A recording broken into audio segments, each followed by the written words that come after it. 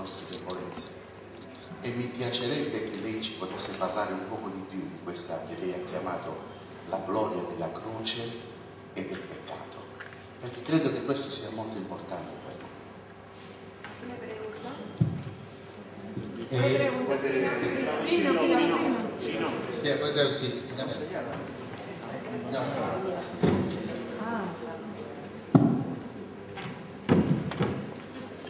Me llegó mucho lo que usted dijo hoy en la homilía sobre Job y sobre nuestras debilidades y la gloria de la cruz y la gloria del pecado, que si de algo no podemos creer en nosotros es la cruz de Cristo y del pecado.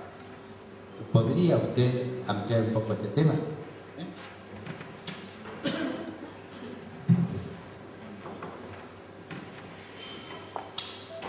Y un cristiano, hasta que no sienta vergüenza por su pecado, no es un buen cristiano.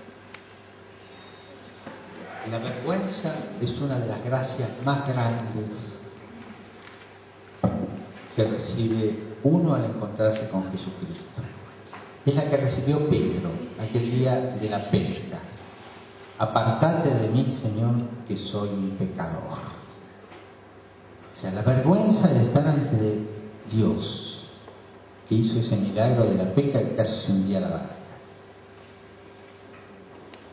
Y la conciencia de que él era pecador.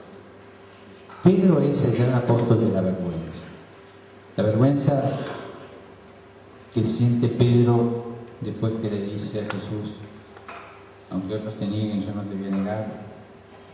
Y esa noche, después de haberlo negado 3 veces, lo ve pasar, lo mira Jesús a él, y Pedro llora amargamente.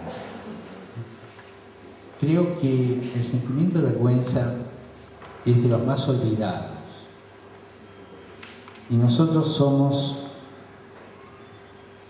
perdónenme, no quiero ofender a ningún argentino, yo soy argentino, pero los argentinos somos muy sinvergüenza.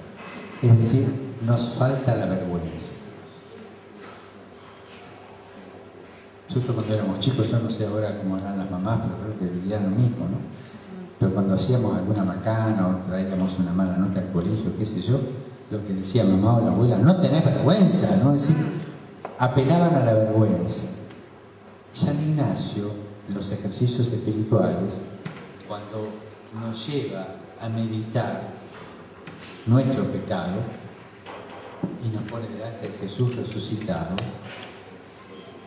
nos hace que nos hagamos varias preguntas. Una de ellas es: ¿cómo no se abrió la tierra y me tragó con esto que hice? ¿Cómo no vinieron los ángeles y me cortaron la cabeza? Y pide la gracia de sentir una tremenda vergüenza. Es una virtud propia del cristiano ante Jesús crucificado, la vergüenza. Vergüenza de lo que hice, Señor. Vergüenza de mi suficiencia. Vergüenza de haber alquilado un buen momento negándote a ti. Vergüenza de haber sido injusto. Vergüenza de haber sido egoísta. Hay cristianos que llevan su vida cristiana muy en la piel nomás, ¿no? Y cuando hacen un pecado, dicen: ay, tengo una mancha en el alma, y entonces me tengo que ir a confesar enseguida. Y confunden el confesionario con la tintorería del japonés. Y entonces van a sacarse la mancha. Pero no hay ninguna relación entre lo que hicieron y el Señor crucificado. Creo que hay que restablecer la relación que existe entre mi pecado y Él que se hizo pecado. Él se hizo pecado. Y si yo no reconozco que Jesús se hizo pecado, mucho más del que yo hice, porque agarró el pecado de todos, si no reconozco esto, mi vida espiritual va a ser una vida artificial, exterior, de formalidad, o una vida de buenos modales cristianos, pero pero de malas costumbres escondidas. Una especie de esquizofrenia espiritual. Hay algunos movimientos de iglesia que tienen la obligación, los socios tienen la obligación de confesarse siempre con el mismo director espiritual que pertenece al movimiento. Y entonces el director espiritual les exige mucho, ¿no? Y si haces esto y esto y si cumplís. Pero quizás no llegan a captar la grandeza de sentirse pecador mirando a Jesucristo. Entonces, cuando cometen un pecado vergonzoso para ellos, en vez de ir a confesarlo con su director espiritual habitual, van buscando otro confesor.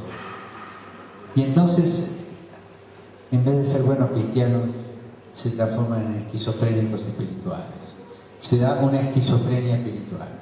Los pecados comunes de la falta a las normas de la institución los confieso con él.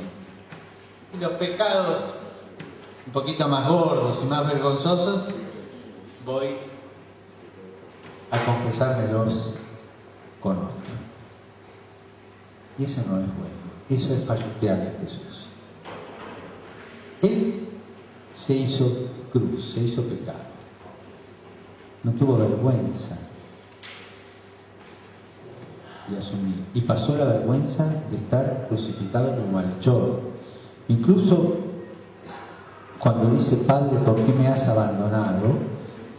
Ahí condensa el abandono de todos. Incluso quizás la duda humana, no como Dios, sino como hombre, de si su madre en el fondo no estaría pensando que él era un malhechor y un revolucionario. Desamparo total. Pasó vergüenza delante de todo el mundo. Semidesnudo, escupido, flagelado, todo. Un poco la relación entre mi pecado y Jesús es lo que pone los cimientos de una vida cristiana muy grande. A mí me gusta cuando confieso que viene esa gente y te tira la bolsa de papas entera. Padre, la verdad, entera. ¿Por qué me gusta? Porque sé que él está feliz. Sé que él se está encontrando con Jesús pecador, hecho pecado, que lo entiende a él pecador y lo perdona. Creo que tenemos que liberarnos de una espiritualidad fruncida, de una espiritualidad almidonada, de una espiritualidad, como dije antes, de buenos modales y malas costumbres, para ir a una espiritualidad de la verdad. Mi pecado, soy pecador. Y cuando Santa Teresita decía que ella se sentía la peor pecadora, ella decía, si Dios a mí no me hubiera prevenido y me hubiera cuidado, yo sería de lo peor. Así que no es mérito mío, que Él me cuidó, Él me salvó. Y lo viví en serio. Y sentí una gran vergüenza por todos los pecados que no había cometido porque Él le había impedido cometerlos. De ahí nace no juzguen para no ser juzgados. ¿Quién soy yo para descalificar a alguien? Si yo veo que alguien hace macana, el Evangelio me dice lo que tengo que hacer. Acercarme, hablarme, reprenderlo, o si no tengo posibilidad, rezar por él. Pero no descalificarlo como si ya estuviera fuera de la lista del amor de Jesús. Un cristiano que no tiene esta experiencia de la vergüenza de sentirse mezquino, de sentirse pecador, qué sé yo, una señora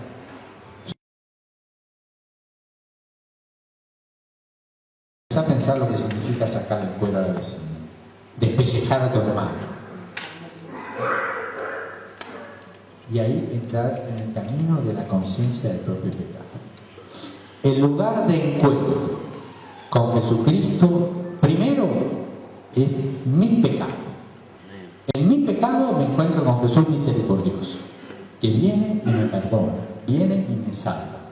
Como los leprosos, los paralíticos, los enfermos, se encontraban con él. Señor, si querés, podés curar. Y ahí se da ese diálogo hermoso entre mi pecado y el pecado de Jesús, es decir, se hizo pecado. Yo misericordia. Por eso yo digo, me glorío en el pecado, dice Pablo, porque me glorío en la cruz de Cristo. No sé si esto es algo que... ¿eh? Y ahí uno entiende más a Dios, ¿no? Hay una lectura de San Beda, el venerable, que se lee el día de San Mateo, el 21 de septiembre. Y San Beda dice que Jesús lo ve a San Mateo sentado en la mesa, en el telonio, que llaman, en la mesa de cambio, ¿no? Donde cambiaba la moneda, cobraba los impuestos, todo eso, ¿no? Y en latín, el texto es latino, San Beda dice que Jesús lo miró miserando atque eligendo. Yo esto lo quiero subrayar mucho. Jesús lo miró, no se puede traducir el primer verbo porque no tenemos gerundio para ese verbo. Lo miró misericordiándolo, así había que traducir, y eligiéndolo. Jesús a cada uno de nosotros nos mira eligiéndonos y misericordiándolo. Ahora, si yo no asumo mi dimensión pecaminosa, mi llaga de pecado, ¿cómo me lo voy a dejar que me misericordie? Y eso es lo más grande de la mirada de Jesús. Nos reforma a través de la misericordia. Nos misericordia. Y ese grito tan fuerte que ya viene en el Antiguo Testamento, misericordia quiero y no sacrificio, va por este lado. A mí me llama la atención, léanlo cuando estén solos, el capítulo 16 de Ezequiel. Es la historia del pueblo de Israel a través de la elegida de Dios que se prostituye, ¿no? Y después de todo, bueno, porque la descripción es hiperrealista, termina diciendo, pero yo te voy a salvar, te voy a elevar, y para tu vergüenza te pondré arriba de tus hermanas.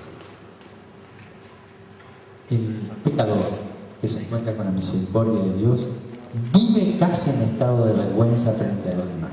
¿Con qué derecho estoy yo más arriba de los demás? Como dice Ezequiel, si tengo esta historia.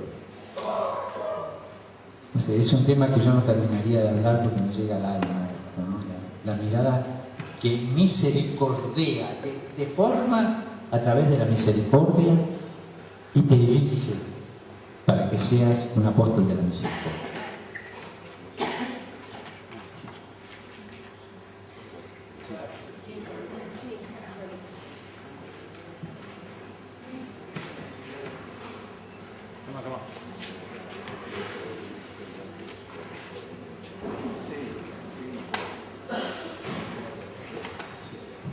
Your Excellency, my question is, and something to translate my question, what is one fruit of the renewal ¿Cuál es un fruto de la renovación that you find encouraging? que usted encuentra que es importante? But what is one element of the charismatic renewal ¿Y cuál es un elemento de la renovación carismática that needs correction? que necesita corrección espiritual? Not so much in organization, but in spirituality. No en la organización, en la estructura, pero sí espiritualmente.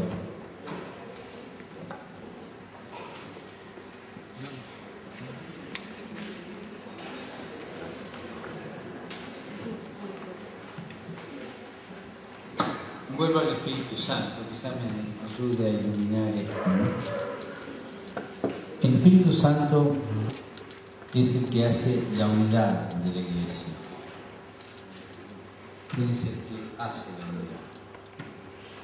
Pero a la vez es el que hace las diferencias, los diversos carismas, ¿no? Y cuando leemos capítulo 12 de la carta a los Corintios, la primera de los Corintios, ¿no? Los carismas, y tanto otro que Pablo habla de los carismas en la iglesia. Esos carismas los hace el Espíritu Santo, no los inventamos nosotros. Cuando uno quiere atribuirse un carisma o comprarlo, como el caso de Simón, que se quería comprar el carisma de la curación, el Señor lo rechaza, ¿no? El carisma es un don del Espíritu Santo que nos diferencia. Cada uno de nosotros tiene un carisma distinto. Por eso la unidad de la Iglesia no hay que concebirla como una uniformidad. No es como una bola de billar, donde todo está pulido, todo está perfecto, una esfera, donde cada punto está equidistante del centro. Esa no es la unidad de la Iglesia. La unidad de la Iglesia es plurifacética, es como el poliedro, que mantiene todas las caras con su originalidad, todos los carismas con su originalidad, pero el Espíritu Santo los atrae y les da unidad. Es una unidad en la diversidad. Cuando la Escritura nos pide que no apaguemos los carismas, está pidiendo que sometamos al Espíritu Santo la tarea de hacer la unidad de la Iglesia, respetando las mismas diversidades que Él provoca, el Espíritu Santo. Entonces, está respondiendo a la pregunta. Para mí lo más importante del mensaje, del movimiento de la renovación carismática, es saber y hacer consciente esta realidad, que en la Iglesia no podemos ser uniformes, que la Iglesia es mucho más y mucho más diferente que un catálogo de puras verdades. Es verdad que la Iglesia sostiene verdades, es verdad, eso sí, pero es mucho más que eso. La Iglesia es una vida en la diferencia, en la pluriformidad. La Iglesia es esencialmente inclusiva en los carismas, incluso en el caso de aquellas personas que, como la pregunta que me hicieron recién, que no están en una situación, diría, moralmente regular y todo, tratan de incluirlas con lo que tienen. Jesús vino para meter a todos en la bolsa, es decir, para incluir. Y ese trabajo lo hace el Espíritu Santo. Entonces, para mí, lo que tiene este movimiento es que nos despierta toda una corriente eclesiológica que ya venían los teólogos con unción espiritual, no el teólogo puramente conceptual, sino de unción espiritual, buscando. Por ejemplo, hay un libro de Fontbaltazar, Spiritus Creator, que señala esta dimensión de la Iglesia, pero en la eclesiología que yo estudié no era conocido. Un gran teólogo alemán que inició esto en el preconcilio inicial, Müller, que hablaba de la Iglesia como hecha por el Espíritu, ¿no es cierto? Pero este movimiento es lo que lo está proclamando, ¿no? La Iglesia somos todos en unidad plurifacética, respondiendo las particularidades de cada uno, ¿no? De ahí que no... Bueno, eso yo diría es el aporte más grande que trae el movimiento carismático. Quizás una cosa que pueden... yo en Argentina lo veo bastante controlado. Hubo una época que no estaba tan controlado, de las dificultades a corregir, ¿no? Sería lo más folclórico, ¿no es cierto? Las expresiones, la modo de orar en lenguas, etc. Que en un momento fue exagerado. Y creo que eso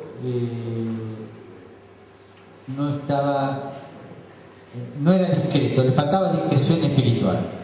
Hoy día en Argentina eso en los lugares donde a las celebraciones carismáticas donde yo voy no se da, ¿no? Se dio alguna vez, o si se da yo no los conozco, o son pequeños grupitos.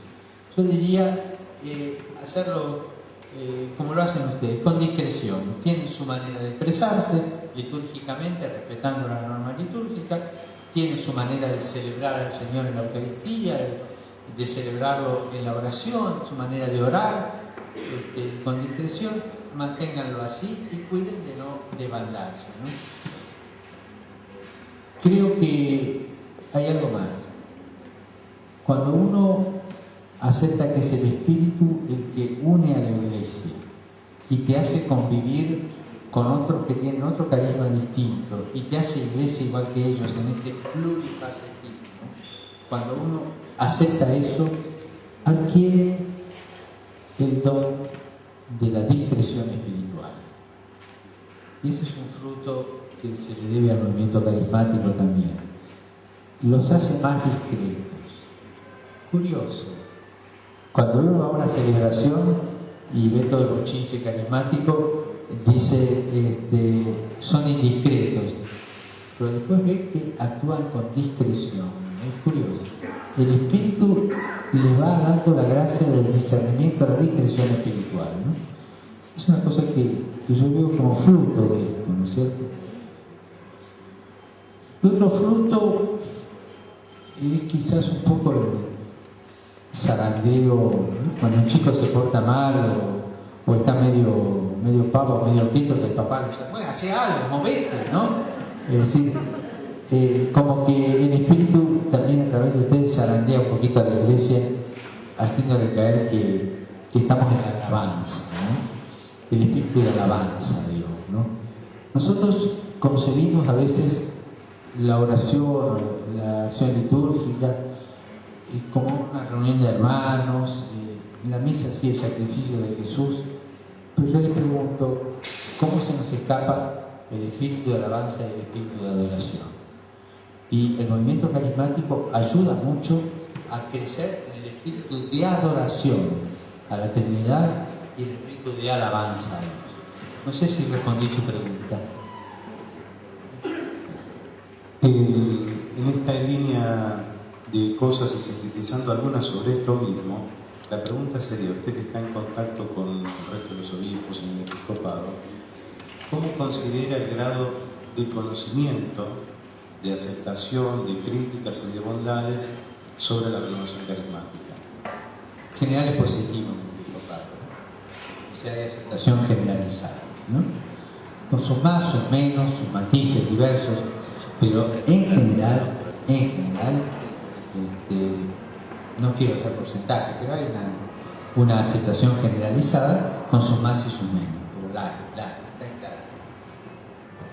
Otra pregunta, ya que estamos hablando de curas y obispos, hay un par de preguntas al respecto que dicen que notamos que los sacerdotes que participan de la renovación carismática tienen un mayor entusiasmo, una mayor alegría, y si no podría la renovación carismática compartir de alguna manera, ayudar a la Iglesia,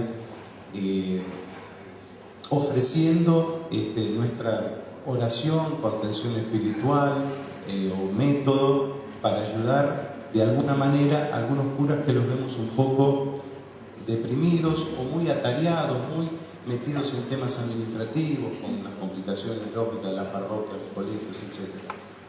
Sí, yo creo que sí, te ayuda, ¿no? A mí me ayuda. Yo cuando tengo la celebración con ustedes, algo nuevo. Es algo nuevo, no se olvida. A mí me ayuda.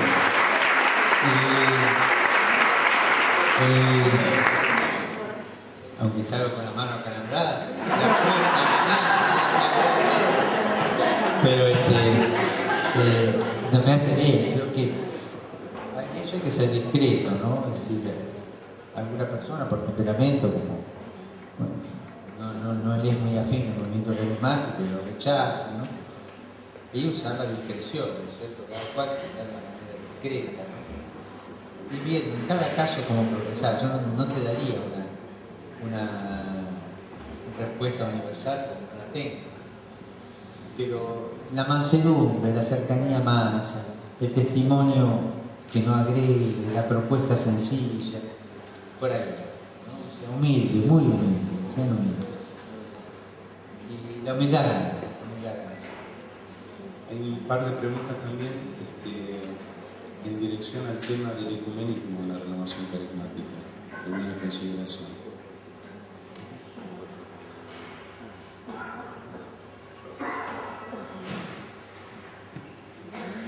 Es un tema que yo sé que algunos no están de acuerdo con lo que yo voy a decir.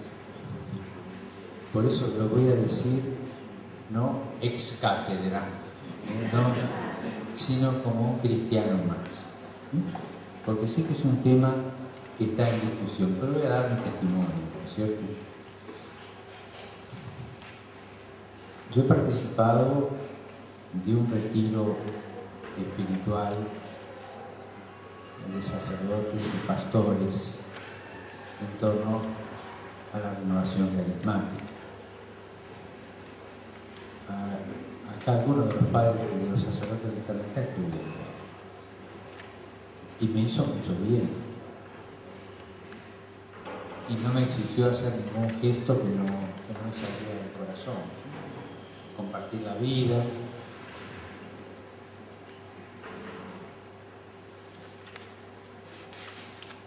También participé, creo que de 2 o 3 reuniones en Luna Park de cristianos evangélicos y me sentí muy cómodo. La primera fue una experiencia y la primera hablaba, no me acuerdo quién era el pastor, y el padre era Raniero Cantalamessa, ¿no? Giovanni Traetino. Y yo estaba aquí, a la popular, porque no quería parecer mucho, que la cosa larga. Después iba a bajar porque le tenía que decir unas palabras. Y en un momento que avanzaba la celebración,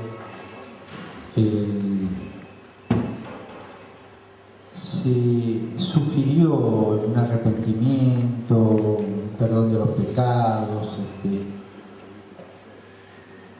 y yo estaba al lado de un matrimonio y la señora tenía un nene y la señora estaba esperando otro, jóvenes, y alguien ahí mencionó lo de confesar oportunamente los pecados. Y yo dije, bueno, este no es el sacramento de la penitencia, pero a mí, ¿qué me impide a mi hermano que tengo al lado, que no sé quién es, pero intuía que era evangélico, contarle algo mío? Y como había hecho una macana el día anterior, un error, no sé, es un pecado, sí, de falta de caridad seria, por haber atendido mal un asunto, ¿no? Entonces le dije a él, ¿me escuchás? Sí, me dijo. Y le dije, mirá, me pesa en la conciencia esto. Y le conté. Y él me dijo, bueno, pidamos al Señor, y me dio un lindo consejo y oramos juntos, en voz baja. Y él me dijo, bueno, yo también te cuento esto, y me dijo lo suyo. Bueno, resultó ser un feligrés de la congregación del centro de Braga, y eso fue lo que hizo la amistad con el pastor Braga. Bueno, al año siguiente me buscó para mostrarme que estaba envasado el año anterior, ¿no es cierto? Y sé que él ora por mí y yo lo hago por él, ¿no?